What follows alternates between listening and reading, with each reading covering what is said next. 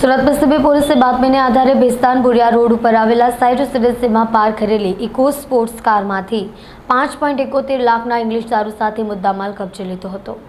શહેરના ભેસ્તાન બોરિયા રોડ ઉપર આવેલા સાઇટ રેસિડેન્સીમાં રહેણાંક મકાન નજીક પાર્ક કરેલા ઇકો સ્પોર્ટ કારમાં વિદેશી દારૂનો જથ્થો છુપાવવામાં આવ્યો હોવાની બાતમીને આધારે પીસીબી પોલીસ ટીમે દરોડો પાડ્યો હતો, જેમાં કારમાંથી અલગ અલગ બ્રાન્ડની વિદેશી દારૂની 572 બોટલો તેમજ કાર સહિત કુલ રૂપિયા 5.71 લાખનો મુદ્દામાલ કબજે કરવામાં આવ્યો હતો, જ્યારે કારનો માલિક હાજર મળી આવ્યો ન હતો।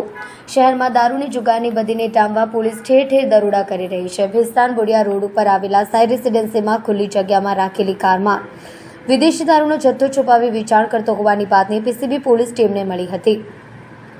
આથી પીસીબી પોલીસ ઇન્સ્પેક્ટર સહિતની પોલીસ ટીમે બાતમીવાળી જગ્યાએ દરોડો કરતા રહેણાંક મકાન પાસે એક ઇકો સ્પોર્ટ્સ કાર બિનવારસી હાલતમાં મળી આવતા પોલીસે કારની તલાશી લેતા કારમાંથી અલગ અલગ બ્રાન્ડની વિદેશી દારૂની 572 બોટલો કિંમત ₹71,000, ઇકો સ્પોર્ટ્સ કાર કિંમત ₹5 લાખ સહિત કુલ ₹5.71 લાખનો મુદ્દામાલ કબજે કર્યો હતો।